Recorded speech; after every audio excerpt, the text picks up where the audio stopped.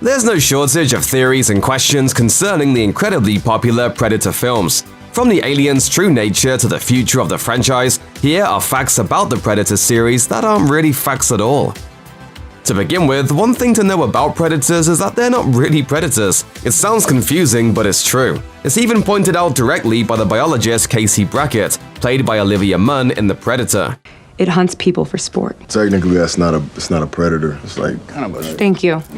After all, while Predator is a great name for a movie about an alien who comes to Earth just to kill people, that doesn't mean it's technically accurate as a label for the creature.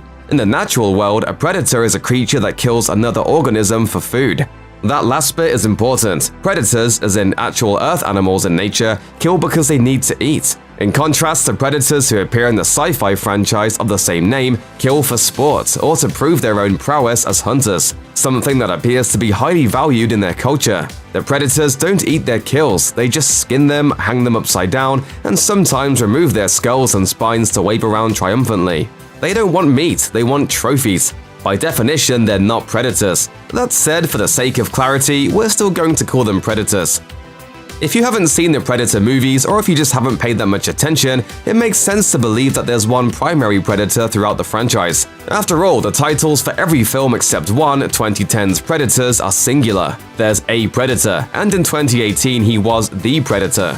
Of course, none of that is true. The main predator, when there is one, dies in literally every movie. The title creature of 1987's Predator blows himself up with a self-destruct device after being grievously wounded by Dutch Schaefer, played by Arnold Schwarzenegger. The urban hunter of Predator 2 is killed in battle with Mike Harrigan, played by Danny Glover. All of the predators in Predators are taken down by their intended prey, and the oversized, genetically hybridized creature at the center of the Predator is taken down by that movie's central characters as well. The thing about predators, of course, is that there are always more of them. Furthermore, it's pretty clear at this point that hunting humans, presumably alongside other sentient creatures from around the galaxy, is a cherished tradition on their planet. So they're just going to keep doing it, no matter how many die trying.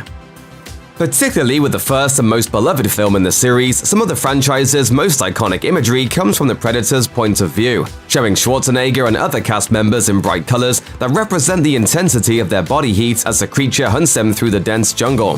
This has led some viewers to mistakenly think that the Predator species has actually evolved to see with thermal imaging. If you pay attention, however, it becomes pretty clear that this infrared imaging is technological and contained in the lenses of the Predator's masks. In Predator 2, the extraterrestrial hunter has multiple vision modes he can switch between. And while we never see that happen in the original film, it's hard to deny that the otherworldly villain here must have other forms of vision as well.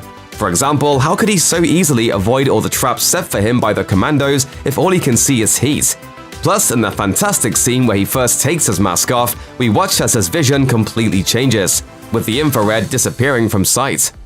It's not just the predators who die and are replaced for every movie. Of the 6 Predator movies released to date, the 2 AVP movies, not a single installment features a returning human character from a previous movie. After more than 3 decades of that same formula, it starts to look like none of the movies are really connected at all. The 2 most recent installments in particular seem to bear the hallmarks of franchise reboots. Predators, spoiler alert, moves the action from Earth to an alien planet, while The Predator has a new military-based story and a title distinguished from the first movie only by the article The. Of course, this isn't the case for either sci-fi flick. Aside from the more complicated AVP installments, each Predator movie establishes that the previous films did indeed happen, even if the events have been classified so that most people don't know about them. In Predator 2, government agent Peter Keyes, played by Gary Busey, discusses the events of the first movie. In Predators, the characters of Isabel, played by Alice Braga, recognizes the predators from a description of the events of the original Predator. In The Predator, the events of the first 2 movies are discussed and further confirmed as real by the presence of Sean Keyes, the son of Peter Keyes from Predator 2, who's played by Gary Busey's actual son, Jake. Whatever character he's playing, Arnold Schwarzenegger tends to be regarded as the ultimate badass, and not without reason. His godlike physique and apparent strength have placed him on a level above other action heroes, especially in the 1980s. It was a time when superhero physiques weren't as widespread in movies as they've become in the era of cinema today. So it makes perfect sense when Schwarzenegger's Dutch survives the deaths of his teammates in Predator and has a final showdown with the alien creature all on his own. He's basically Earth's champion in that moment, and he's fighting for us all. But contrary to what you might think, he's not the only human to defeat a Predator in single combat. In Predator 2, Danny Glover's Mike Harrigan single-handedly takes down a Predator of his own, and his win might have been even more impressive. The other Predators certainly seem to think so. You don't know what you're dealing with. After the death of Peter Keyes, who thought he had the Predator's number and was quickly proven wrong, Harrigan and the titular alien are left on their own. However, Harrigan manages to sever one of the creature's arms, robbing it of its self-destruct mechanism. He then follows the Predator into an underground spaceship and defeats it with its own blade. Other Predators appear and carry off the dead body, and their leader then honors Harrigan's prowess by giving him an antique gun that it had apparently taken on a previous hunt.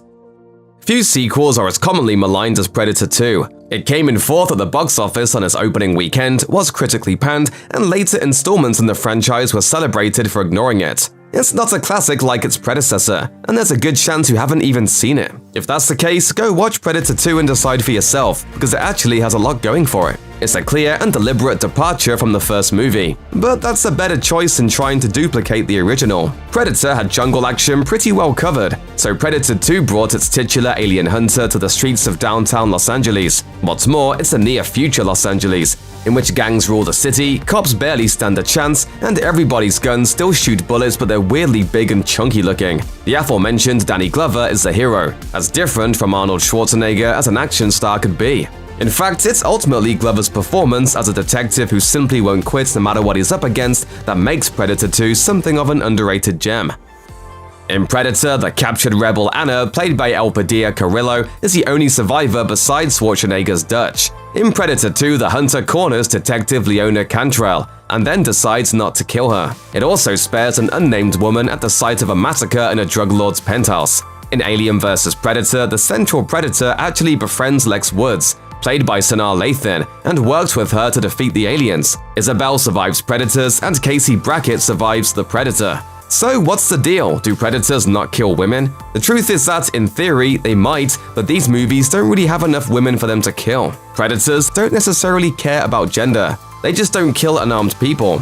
It also seems that they don't kill pregnant people, which is why Detective Cantrell is spared. The drug lord's girlfriend also falls under the unarmed rule. There's also very few female action heroes in these movies, so it would have been a bummer for audiences to see them slaughtered. Anna and Isabel are literally the only female characters in their respective films, and Cantrell is just about the only woman in Predator 2 who's not a drug lord's unclothed girlfriend, so killing them would have just seemed really dark. At the end of the day, what also keeps the Predators from killing women is the narrative choices of these movies.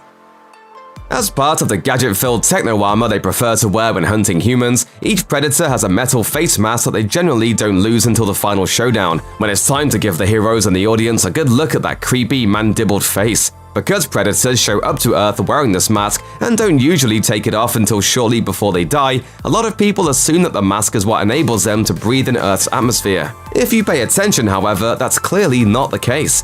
The first Predator does without a mask for a long time while fighting Dutch in the jungle, and he seems to breathe just fine. In Predator 2, the creature is seen breathing through another device after losing his mask, but we don't know exactly why. Maybe Los Angeles' famous smog is too much for him. This same movie establishes that Predators breathe the same air as humans, however, because Harrigan can breathe inside their spaceship, even when interacting with an unmasked extraterrestrial. The same thing is true of the alien planet in Predators. The humans can breathe there just fine, and so can the unmasked hunters. There's no doubt the mask provides copious tools to aid a predator's survival, starting with that famous thermal vision, but a breathing apparatus is not one of them. Released in 2018, The Predator was only a middling success at the box office, and it was widely panned by critics. These days, however, it takes a lot more than a bad installment or two to kill a sci-fi action franchise. Like the Predators themselves, the franchise just keeps getting up and coming for its prey. In this case, moviegoers. In fact, the next movie is already in production. It's currently being called Skulls, but is likely to be retitled something with the word Predator in it before release.